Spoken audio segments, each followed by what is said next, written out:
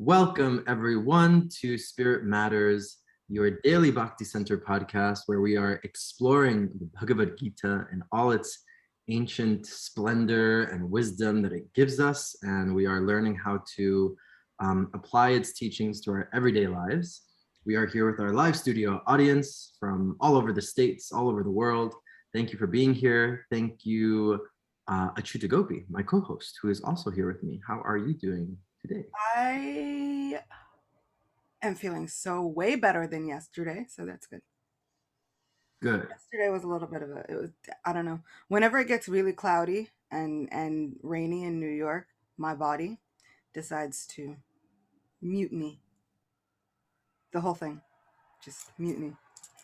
I I was more under like a subtle mutiny yesterday. The subtle body. But I'm the same. Like whenever it gets cloudy and rainy, like because it was a quick switch. It was like one day was like sunny and hot, and then the next day it was like almost cool and rainy. It's And like so bank. Yes. yeah, yeah. So I was kind of like in a weird headspace yesterday, just like and also doing a lot better today. So yay.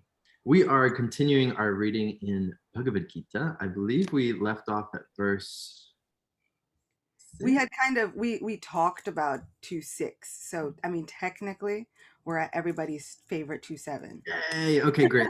Let's be on 2.7 because I feel like, yeah, we talked about 2.6 and it's in the same vein of all of that, 1 to 6 that we talked about yesterday.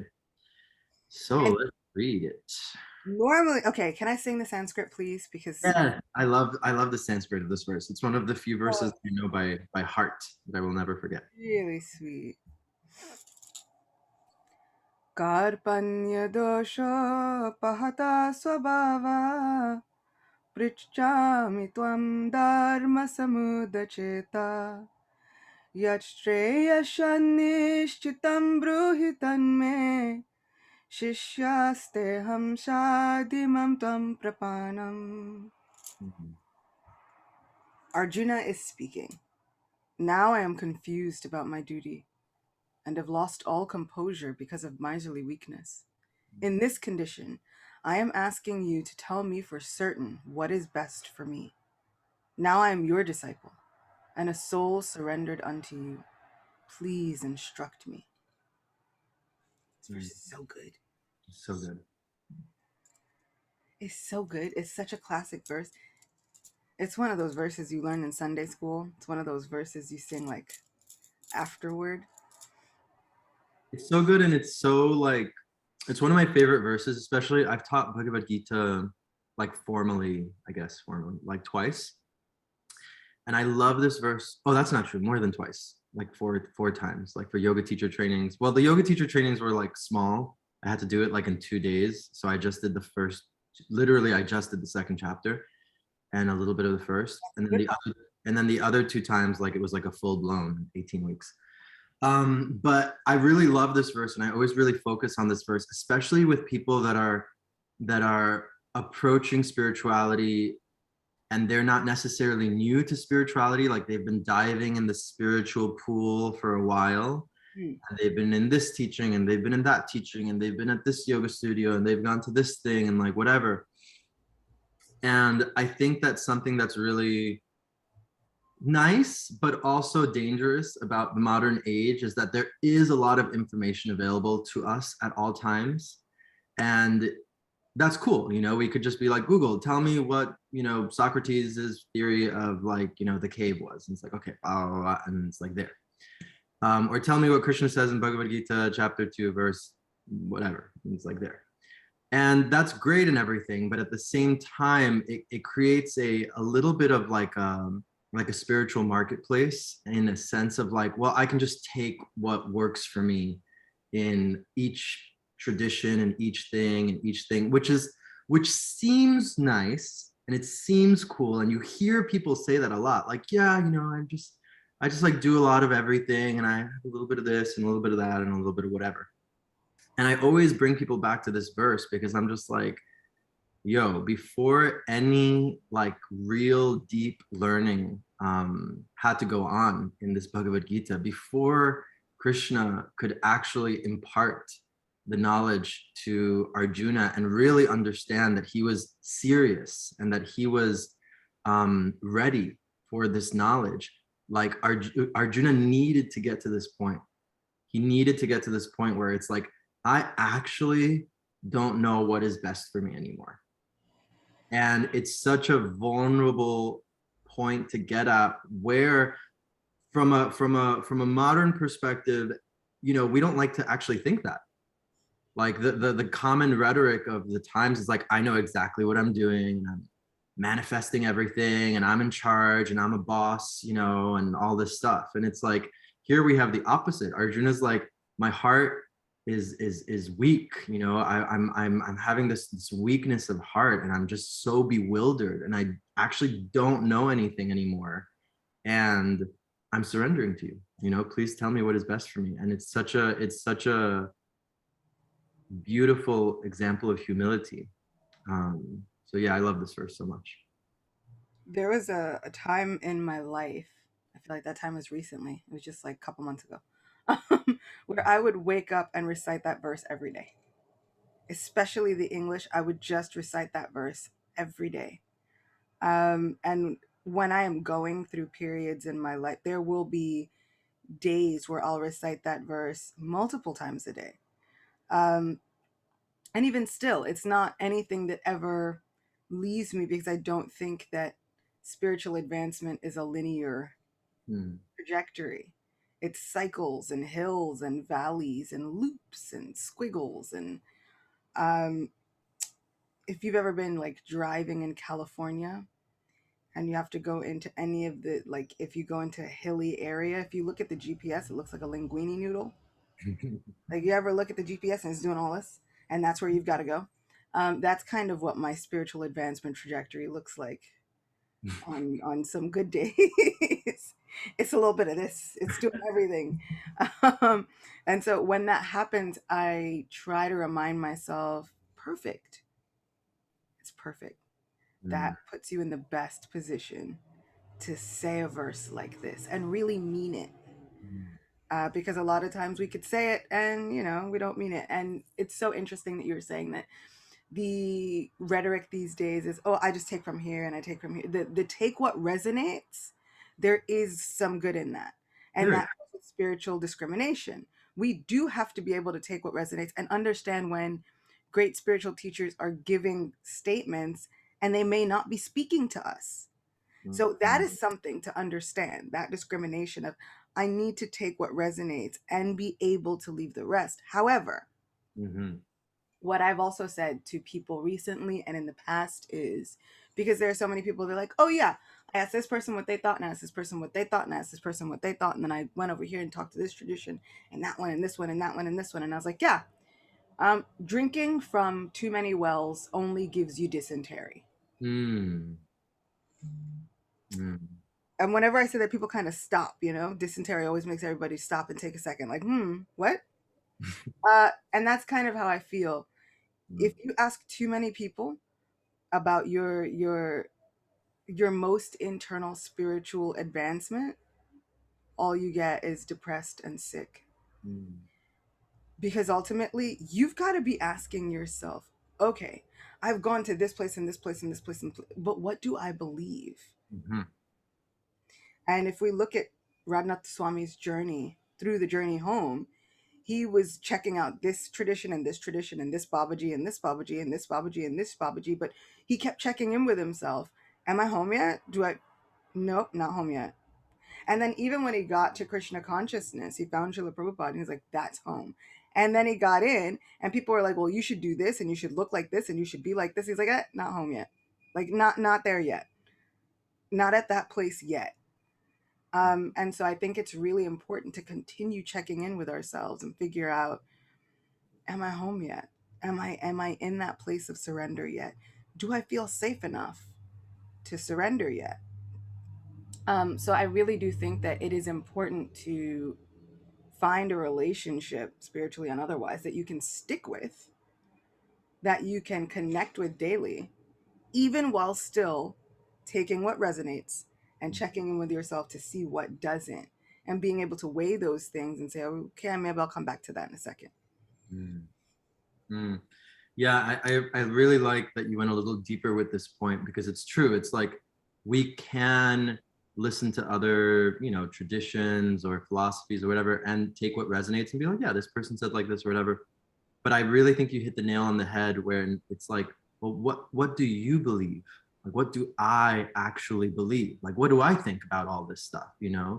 Because we can be on the surface and kind of just like see everything and have a, very almost like academic kind of view of everything. But that actually keeps us from going very deep into things.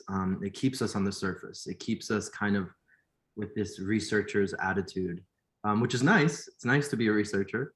But at the same time, it keeps us from going deep into a relationship, you know? And you sometimes have to just take that leap of faith into the unknown. I'm gonna I'm gonna out myself once again. I was watching Indian matchmaking on Is it Netflix. good? It's ridiculous. That's what it is. It's just like it's ridiculous.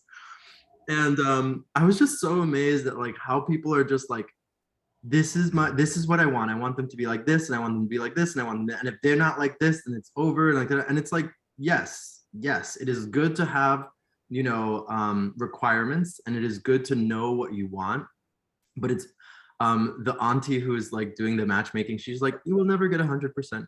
She was like, it would always be 60 to 70. Like, you have to compromise. And all the millennials are just like, no, like, I want exactly what I want, and this is how it is, and whatever.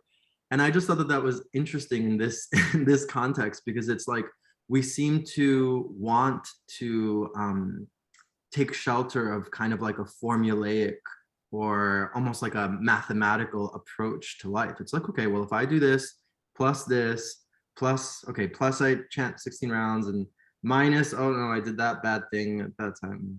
And plus, oh, I went to Mangalarti, and oh, pure devotion, I did it, and it's like, it doesn't actually work that way. We have to dive deep into a relationship. And to dive deep into a relationship, back to the Indian matchmaking, with any relationship, you have to take a leap of faith. It's not all just gonna like, okay, plus this, and they're tall and they're like this and whatever, so that equals a perfect partner. It's like, it's not, it doesn't work that way. You have to go into the mystery. You have to go into the unknown. And the same thing is true, if not more true, with our relationship with God. It's like you can study things from this academic, logical kind of way, but the mystery of stepping into that relationship is, you can't like, you can't put an equation on it. You can't put a value on it, because it's invaluable, and it's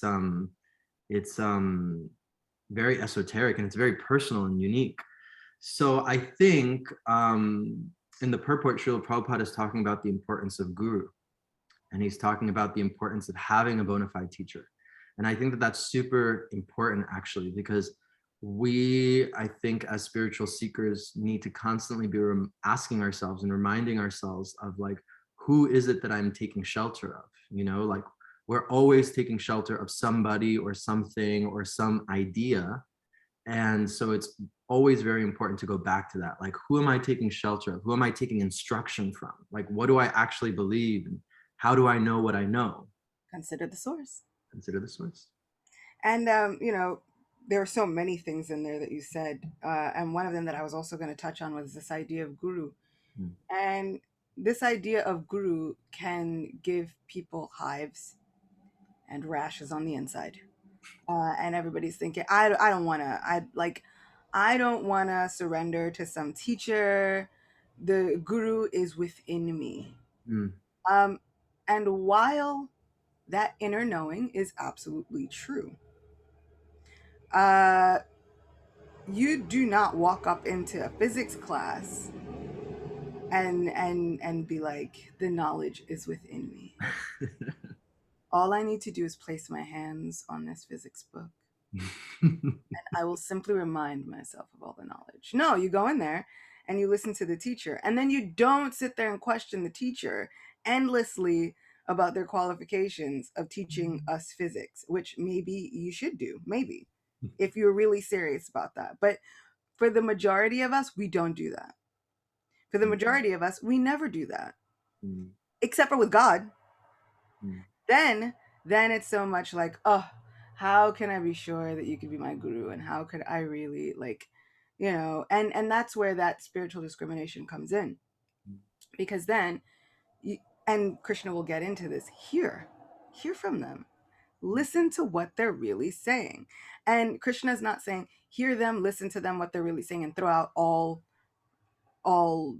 resonant common sense. No, what he's saying is he's actually literally saying, like, no, really listen to them, listen to what they're saying, and then check in with yourself and see if it vibes with you. And if it doesn't, we look for another teacher. But you don't throw out the whole process. And so in looking for a process, you're right, we are all of us are looking for this formula, and then we get it, and then we still don't accept the formula, or then we get the formula and then we don't check back in with ourselves. And I'm just kind of like, how is it one or the other? We need to balance the both.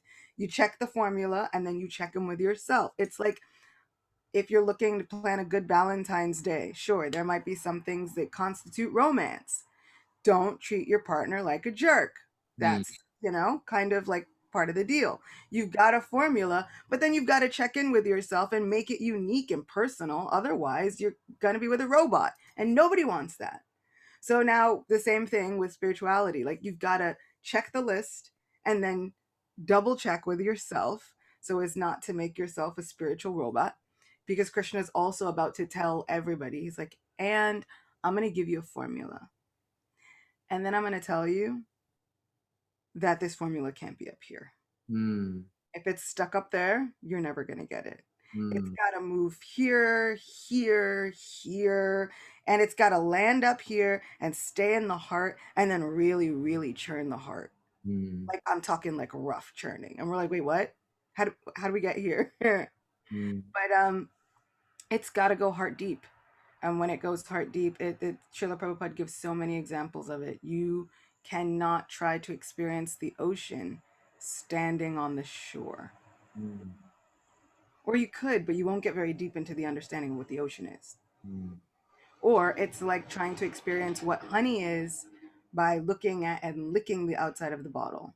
mm, You'll get an idea of the color, but you'll never understand when somebody's like, oh, have you ever tasted honey when you so and so, blah, blah, blah, and it's really good for your cough, or whatever. You'll never get that experience just licking the outside of the bottle. So the same with spirituality. If you keep it academic, you'll never get there. mm, It has to be more than just academic study, scientific study. And even though this is a spiritual science, it has to move into a relationship. mm, yeah, it has to move into a relationship. And I think something really important in this verse too is that and it has to move into a relationship of depth, like you're saying. It has to move into a relationship of trust, where we're actually trusting Krishna and our teacher, our guru, that they're going to lead us on this path. And I think that's a very difficult thing for people sometimes. Like you were saying, like sometimes this concept of guru gives people like hives on the inside. And I think people sometimes have such a, rightfully so, people have been burned by so many religions, by so many, people in power and all this stuff. And so rightfully so, there's a level of distrust. But I think that something that's interesting, and that maybe I think I see a shift in people and society, that this idea that's being spoken about, you know, Arjuna is saying, where is it? Yat-shreya-shan-nishitam bruhitan me, right? He's asking, please tell me what is Shreya, what is ultimately good, what is the ultimate good for me. And if we go back to the context, we spent the whole later half of the first chapter with Arjuna's arguments of what he thought was good, Yeah. of what he thought was the right thing to do, of what he thought, was the correct path. And basically, after all the going back and forth and all the trying to logic his way out of it, he understood, like he reached a point of just saturation, where he realized, like, actually none of this stuff that I am saying makes sense. And none of this stuff that I think is is going to fix this or is going to be good or is going to get me out of this situation. None of it is actually it.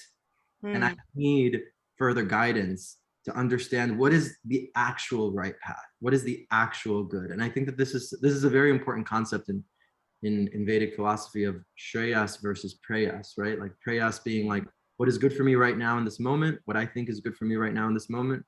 Shreyas being what is ultimately good for me, right? In the outcome, in the long run. And this is such an interesting concept because you look at society, it's like YOLO and all that stuff. It's just like, let's just do what is good for us right now. Like if you really stop to like step back and look at modern society, it's very nihilistic, it's very cynical, it's very just like whatever, we're worm food, just like make a bunch of money and have fun and like blah blah blah. And it's like, okay, sure, that's cool and everything, but at the end of the day, everyone is kind of stuck on that plane, or a lot of people are stuck on that plane of I'm just going to do what's good for me right now because you know what, whatever.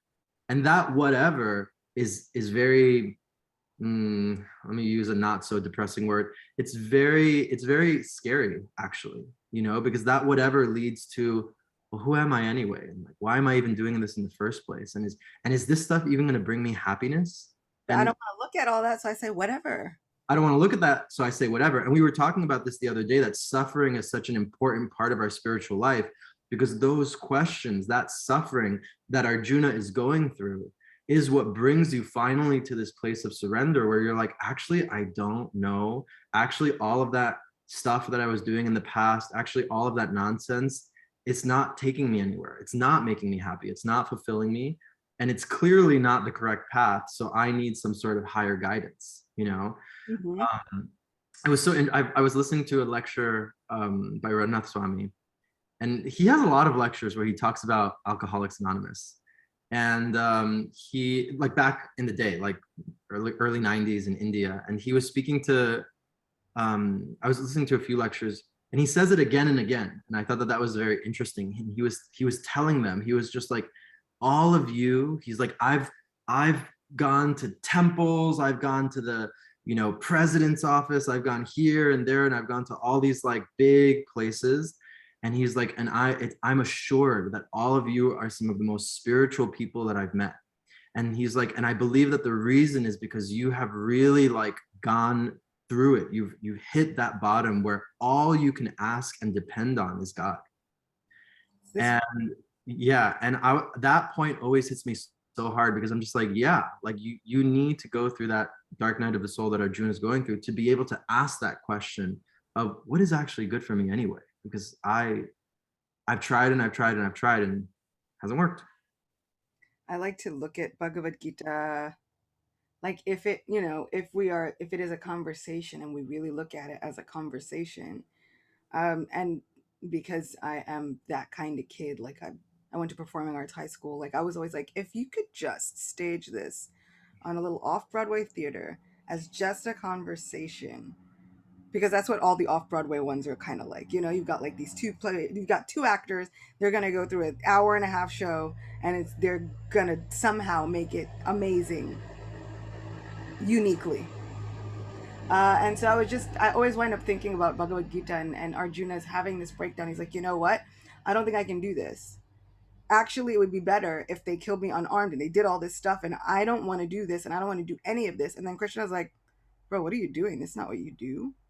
Like this is not actually the way of a warrior. And I feel like this is the point where Arjuna kind of like throws up his hands. He's already thrown down his bow, but he like throws up his hands. He's like, well, then you tell me what's good for me.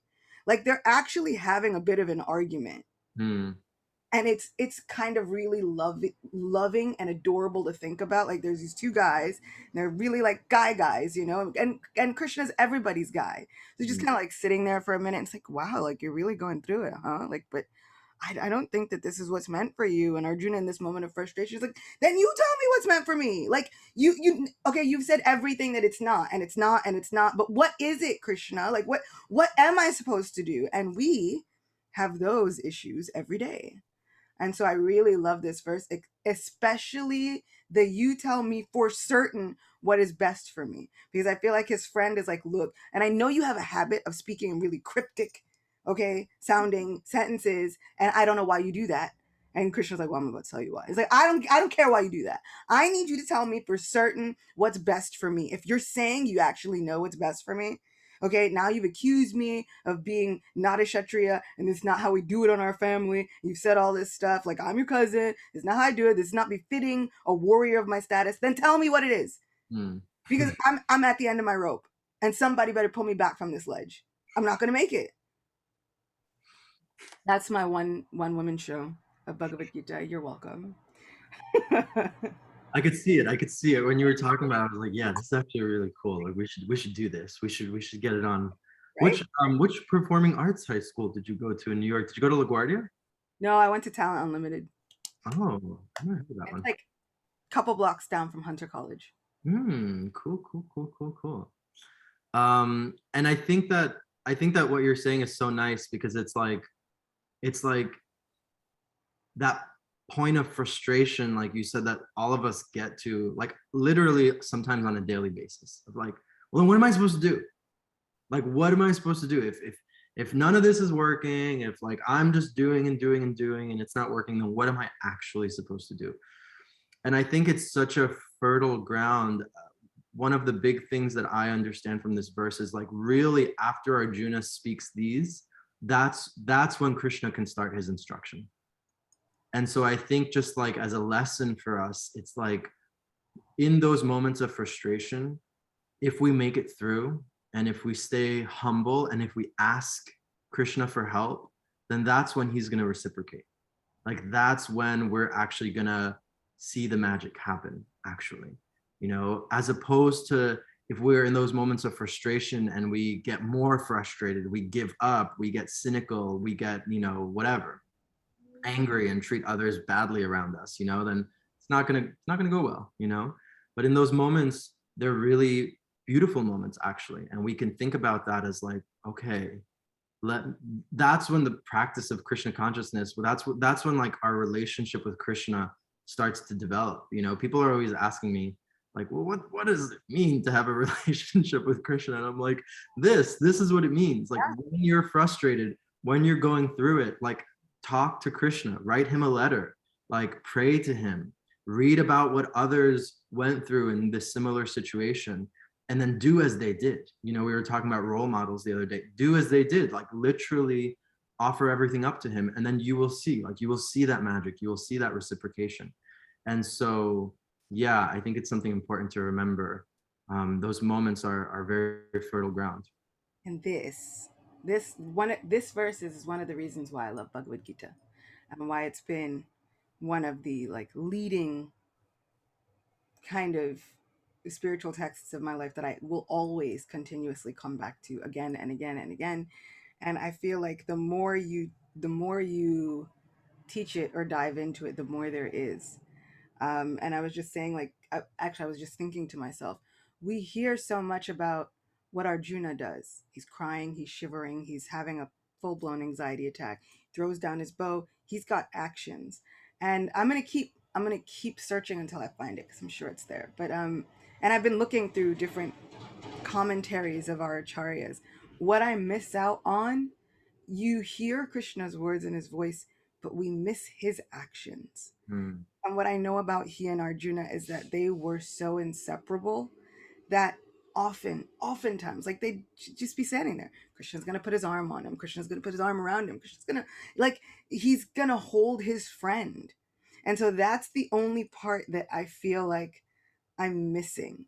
Krishna gives so much comfort with his words throughout the rest of this Bhagavad Gita, but what I'm missing is the point where he's like, his friend's gonna get frustrated and he's gonna like put his hand on his face, like, whoa, mm, you don't have to go through this alone. mm, Even though you're going through it, and even though I don't think that that would be best for you, you don't have to deal with this alone. Like, this is the friend, he put his head in his lap and tell him his issues. Like, this is Krishna. mm, And I think that that's the best part, is that when you feel the most frustrated and you've literally dropped all of your resistance. Fine, and I don't know what I'm supposed to do. You tell me what I'm supposed to do. Krishna's not some like far away person that is just giving out orders. Okay, you do this and you do this and you do this and just for fun and whatever. Like he's really the friend that's like, okay, bring it in. Now let's have a conversation about this. Mm, After we've already like brought it in though. mm. I think I'm gonna go off on a tangent, but not for too long because we're getting into our time. I think that that's why like going to the temple and seeing the deity is so important, Is yeah. because when you start to develop that relationship, that sacred relationship with seeing the form of Krishna and seeing his eyes and his smile and his stance and seeing Radharani and seeing all the deities, like you really start to feel that loving embrace. You start to feel that hug. You start to feel that comfort. And it's it's something that can't be, I can't like make an equation out of it, but it's very, very powerful. I was speaking yesterday, no, not yesterday, when was it? Tuesday. I was speaking Tuesday with a friend, and I was in Vrindavan with her in 2019. And I think that was the last time that she was there. I went earlier this year. And she was just remembering, like, she was just like, remember we used to go to like Krishna Balaram temple and we used to like just like be in front of the deities for hours just chanting. And I was like, yes, that's like my favorite activity to do in Vrindavan, because you really start to like, again, that relationship, that's where it starts to happen, and there's what's I think really beautiful about Krishna consciousness is that it gives you a lot of ways in, you know. If being in the temple and being in front of the deity is that's where your heart's churning, great, go do that. If being in kirtan is like that's really where your heart is churning and you can like start to feel Krishna's loving embrace, go be in kirtan more. If it's japa for you, go do japa more. If it's reading and hearing about Krishna's pastimes, ideally it's all of them, but obviously we will start to feel more in one place. And I think it's important to listen to those messages and to listen to what calls us naturally more, because again, that's where the personalism comes in. That's where my relationship with Krishna starts to come in, and that's what's the most important. But we are running fresh out of time, and we are going to go and take it away to our master taker awayer, Kimberly. Please fill us in. Thank you. So today we're taking away that our spiritual advancement trajectory isn't linear, and that we have to take a leap of faith if we want to take our relationship with divinity deeper than a researcher's attitude, and then taking away to not be a spiritual robot. Even though there's a formula, we have to make it unique and personal to us and allow it to churn our hearts. Thank you so much, Kimberly. If anyone else has any takeaways, please write it in the Zoom chat. Achuta, what are you walking away with today?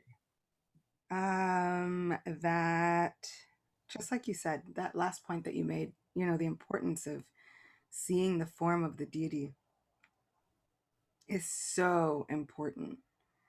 And like anybody who watches these Spirit Matters podcasts instead of simply listening to them, you will see that sometimes my face will do things, and there will be multiple faces. Sometimes it's what's going on in the chat.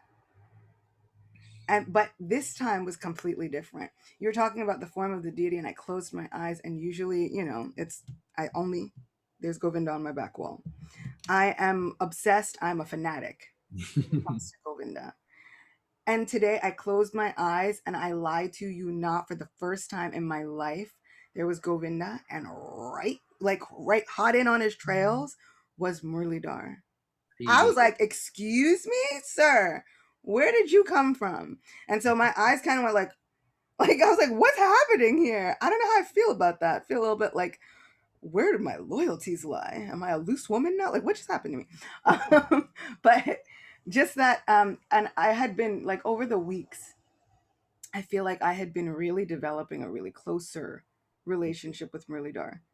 And it really does come from, like you said, talking to your friend, talking to those deities that have given you shelter. And funny enough, every time I write a letter, it's still only to Govinda. But I've recently started talking to Murlidhar. Not used to be like, oh Murlidhar, help me get closer to Govinda. Mm. And recently it's been like, hey Murlidhar, can I just say thank you? You Mm. have been like one of the most amazing parts of quarantine in the past 2.5 years, whatever. And just talking to him as him, instead of like conduit to get to my Govinda. And so when I tell you that deities reciprocate, they really, really, really, really do. And that is so comforting, and it's really, really sweet. So I am really, I'm going with that. I just, I'm a Muralidhar fanatic. So he's handsome. I think I needed to see him with his shirt off because this is the first year I've ever seen him with his shirt off, and I've known him for a long time. Like, we go way back, way, way back. I've known that boy for a long time, like 10, 12, 15 years. And this is like the first year I've really seen him with his shirt off, and I think that that's what really needed to do it for me. Mm. Yeah, yeah. I was gonna say I'm rubbing off on you and you're rubbing off on me because you're a Govinda fanatic and like more and more just like I'm just always like chanting Govinda's name. I just love it so much. And now I'm really Dars next to your Govinda Dave. I was gonna say that I'm walking away with that, something really interesting happened yesterday. I have like a private kirtan student that comes to my home. Mm. He's been coming for a long time, and he's so lovely and so sincere, but he's very like in that formulaic, like, okay, if I press this key plus this, then it's going to equal a good kirtan. I'm always just like, no, like we need to get you out of this construct. And he asked me very sincerely yesterday. He was just like, because he's been making a lot of progress, like so much, and he was like, am I ever going to like not feel nervous when I like lead a kirtan? Like, is that ever going to happen? And I said to him, I was just like, I know so many kirtaniyas to this day, and like myself, like you will always have nerves because you care deeply about what you're doing. And I said, but what is going to change, and I've felt this in myself, and I've seen it in the other kirtaniyas, is that you're really going to start to become absorbed and have fun and be really into it, and just like be really, really, the more and more you get into it, the more and more you're really treating it, and not treating it, but like feeling that it's a reciprocal relationship experience. And I think that that's really what I'm walking away with. We spoke so much today about that reciprocity and that relationship, and it's like that, so many of our teachers and acharyas in the past have told, like, that's the most important thing. Like, what is my relationship with Krishna? And the rules are there and all that stuff is there and institutions are there, all that stuff, that's all good, but what is my specific relationship with Krishna? How am I nurturing it? What is my daily conversation that I'm having with Krishna? How am I hearing about him? And so I'm walking away with that because I think it's so important, so important. And that the more that you go into that relationship, the less like formulaic it's going to feel, and the more real it's going to feel. And so that's what we all want to feel. We all want a real relationship with God. I guess I got to go to Thursday night kirtan. Not that I wasn't, I was already planning on going, but something about this conversation really, I was just like, I feel like I need to, yeah, I really need to see God, and that was a rough part of quarantine. Like, I'm a person, I need to see God. I need to go and see my friend, look at him, cry it out, talk it out. I need to see God. So yeah, that sounds good. Okay, well, I'll see you there. See you. I'll see you. Okay, we're fresh out of time. Thank you, everyone, for today's so beautiful, just wonderful session. Thank you for all the comments. Thank you for all your love. Everyone out there listening to the recording, thank you as well. Thank you, Achyuta Gopi. We will be here tomorrow, right? I think, yes, we will be here tomorrow. It is a special day tomorrow. It's Krishna Janmashtami. So it's What better day than to talk about Bhagavad Gita? exactly, I was thinking, what better day to talk about Bhagavad Gita? So we'll be here early in the morning, 9 a.m., and we shall see you there. Thank you all so much. Bye. Have a great rest of your day.